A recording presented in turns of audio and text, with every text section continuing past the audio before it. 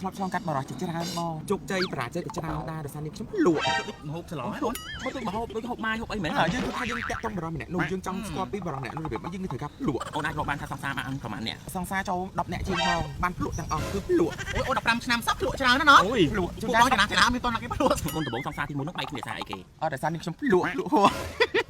ចូលសង្សារទី2សង្សារទី2នៅឯក្រៅប្រទេសហើយទៅមិនឥឡូវទៅមិនហើយអត់បាននៅឆ្ងាយពីគ្នាហ្នឹងមិនអាចលក់គ្នាលក់តាមឆាត3ហ្នឹងគឺមិនសង្សារទី3ហ្នឹងគឺជាកាមេរ៉ាមែននេះក្រុមខ្ញុំញ៉ាំហ្នឹងហ្នឹងហើយបងនេះខ្ញុំភ្លក់ដែរប៉ុន្តែភ្លក់អត់ដល់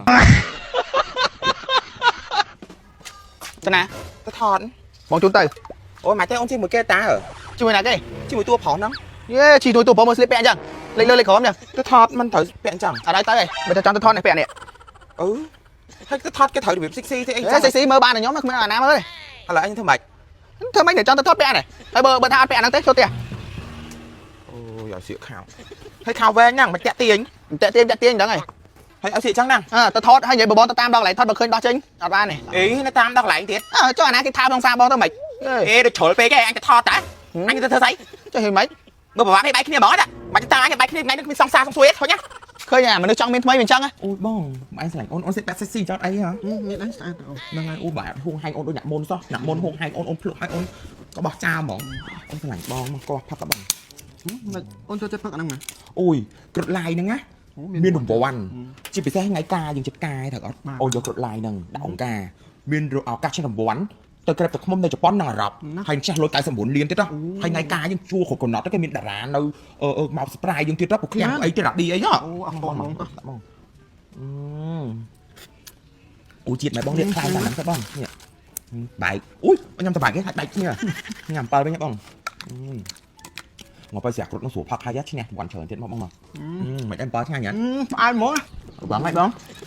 មែនតាអូនដូចអាម៉េចទេមិនវិញមកទៅក្នុងអូនភ្លក់បើឯងទៅភ្លក់មិនវិញមកទៅចូលក្នុងដឹងហ្នឹងមកជំរាបសួរប្រិយមិត្តទូរទស្សនិកជនអរគ្នាថ្ងៃនេះជួបជាមួយកម្មវិធីនិយាយពីបទពិសោធន៍ស្នេហាជាមួយខ្មុំញញឹមចង់ដឹងថាតារាកិត្តិយសរបស់យើងជាតារាទៅជួបគាត់ទាំងអស់គ្នាជំរាបសួរអូនអូយបរោះខ្លាំងទេគ្នាសោះបែកបោចត3អ្នកហ្នឹងចង់និយាយថាអូនថ្ងៃនេះកម្មវិធីបទពិសោធន៍ស្នេហាជាមួយនឹងខ្មុំញញឹមបានចេញអូនមកជាខ្ញុំកិត្តិយសចង់ដឹងថាឆ្នាំនោះអាយុប៉ុន្មានហើយនេះខ្ញុំអាយុ15ឆ្នាំ15ដូចត្រឡោកតានេះខ្ញុំលូតលាស់តាចឹងប្រហែលជាឆ្លងកាត់ជីវិតដល់ជូរចត់ហើយត្រូវហ៎ធ្លាប់ហើយក៏មកជួបរឿងស្នេហាច្រើនដោយសារតែនេះខ្ញុំមានរូបសម្រស់ស្រស់ស្អាតអញ្ចឹងនេះខ្ញុំអាយុក្មេងក៏នេះខ្ញុំមានសង្សារចំពោះតិចអូនចូលចិត្តញ៉ាំខុលឡាចាស់អូនថាឥឡូវគាត់មានគេឈ្មោះល្បីល្បាញមែនទែននិយាយទៅគាត់ល្បីប៉ុន្មានដងហ្នឹងណាចាអូនល្បីច្រើនដងចាតែថាល្បីគឺល្បីតាមសាសនារឌីច្រើនណាអូនការងារសិល្បៈអីចឹងណាអូនចុះបងចង់សួរថាបទពិសោធន៍ស្នេហានេះកម្មវិធីនេះគឺនិយាយពីរឿងស្នេហាហ្មងចាបងចាតែអូនឆ្លប់ឆ្លងកាត់បរិសុទ្ធប្រហែលអ្នកហើយខ្ញុំធ្លាប់ឆ្លងកាត់បរិសុទ្ធច្រើនបងហើយក៏បានគេហៅថាជួបជាមួយនឹងស្នេហាជួបចត់ជោគជ័យបរាជ័យក៏ច្រើនដែរដោយសារនេះខ្ញុំលក់ទាំងអស់ចាហូបច្រឡំហ្នឹងមកទៅហូបដូចហូបម៉ាយហូបអីមែនយើងគឺថាយើងតាក់ទងបរិសុទ្ធម្នាក់នោះយើងចង់ស្គាល់ពីបរិសុទ្ធម្នាក់នោះរបៀបមកយើងត្រូវការលក់អញ្ចឹងឥឡូវអូនអាចរកបានទេតាំងពីដើមមកអូនអាចរកបានថាសង្សារបានប្រហែលអ្នកភ្លក់ប្រហែលអ្នកយើងភ្លក់ហ្មងហើយបើសង្សារចូល10អ្នកជាងបងបានភ្លក់ទាំងអស់គឺភ្លក់អូន15ឆ្នាំសោះភ្លក់ច្រើនណាស់ភ្លក់ជួនកាលចំណាមានតនគេភ្លក់បងអត់មានដាក់ភ្លក់សោះការបងឡើងក្រៀមនេះធម្មតាគេចូលចិត្តរបស់ផ្អែមកាត់ភ្លក់របស់ប្រៃទេបងឥឡូវអាចនិយាយថាមុនដំបូងសង្សារទី1ហ្នឹងបែកគ្នាសារអីគេអត់ដោយសារនេះខ្ញុំភ្លក់ហួរភ្លក់អស់ចិត្តដូចគេទៅនេះខ្ញុំថារបស់យើងចូលកាច់ចិត្តរបស់ឆ្ងាញ់ហើយបងតែភ្លក់តែអត់ឆ្ងាញ់ក៏នេះខ្ញុំចូលសង្សារទី2នៅឯក្រៅប្រទេសនៅឆ្ងាយពីគ្នាហ្នឹងមិនអាចភ្លក់គ្នាភ្លក់តាមឆាតអូនយូគីជ្រាវបងនេះជារឿងស្ត្រីហើយដល់ពេលចឹងទៅបែកគ្នាថាអីបែកដោយសារខ្ញុំភ្លក់ទៅអត់ឆ្ងាញ់ខ្ញុំមិនឆ្ងាញ់មិនក៏តាមទូរស័ព្ទភ្លក់អត់ឆ្ងាញ់ក៏នេះខ្ញុំសំបែកសង្សារទី2គឺនៅខ្មែរតែបើយើងចាតែអូនឆ្លៀវឃើញហើយបង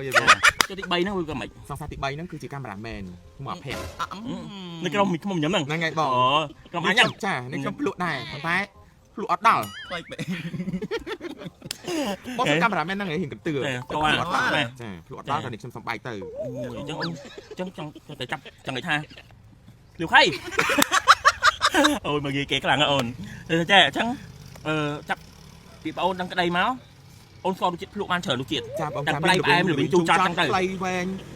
ធំអាតម៉ែងអីបាត់ឆ្វេងបាត់ឆ្វេងអូនភ្លក់ដែរភ្លក់ប៉ាំងកាត់អស់អីមែនអូន chỗ đây phụ bạn bảo kia cái tam tao ăn ấy gì រត់ម្ដងបងតែខាងផងគឺស្រឡាញ់ខ្ញុំខ្លាចគេការពារខ្ញុំ ភ្លក់គេនៅបាត់ហ្នឹងភ្លក់ចាបងប្រាប់វិញណា ចា អូនក្មេង